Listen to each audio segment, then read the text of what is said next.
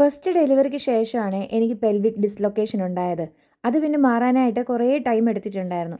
Bed റെസ്റ്റും പിന്നെ ഫിസിയോതെറാപ്പിയൊക്കെ ചെയ്തിട്ടായിരുന്നു അത് മാറിയത്. അന്ന് ഞാൻ വീട്ടിൽ തന്നെയായിരുന്നു പ്രസവരക്ഷ എടുത്തിട്ടുണ്ടായിരുന്നത്. നമ്മുടെ കുഞ്ഞിനെയൊക്കെ നോക്കാനായിട്ട് വരുന്ന ചേച്ചിയായിരുന്നു അന്ന് ചെയ്തിട്ടുണ്ടായിരുന്നത്. ഇപ്പോൾ സെക്കൻഡ് ടൈം പ്രഗ്നൻ്റ് ആയ സമയം ഒരു 5th മന്ത് തൊട്ട് എനിക്ക് നല്ല പോലെ പെൽവിക് പെയിൻ സ്റ്റാർട്ട് ചെയ്തിട്ടുണ്ടായിരുന്നു.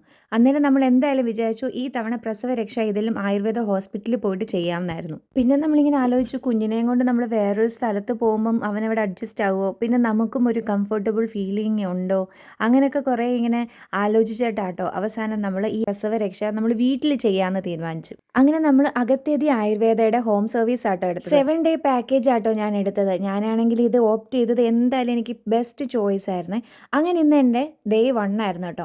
അപ്പോൾ നമ്മൾ ഈ ഒരു ട്രീറ്റ്മെൻ്റ് ഒക്കെ സ്റ്റാർട്ട് ചെയ്യുന്നതിന് മുമ്പ് തന്നെ നമുക്ക് ഡോക്ടറിൻ്റെ ഒരു കൺസൾട്ടേഷൻ ഉണ്ട് കേട്ടോ. അങ്ങനെയാണ് നമ്മളുടെ ഓരോ ബോഡിക്ക് അനുസരിച്ച് ഏത് ട്രീറ്റ്മെൻ്റ് ആണ് എടുക്കുന്നതെന്നൊക്കെ ഉള്ളത് തീരുമാനിച്ചിരിക്കുന്നത്. അപ്പോൾ ഇന്ന് എൻ്റെ ഡേ 1 ആയിരുന്നു. അപ്പോൾ ഇനി ബാക്കി വിശേഷങ്ങൾ ഇനി അടുത്ത വീഡിയോയിൽ പറയാം.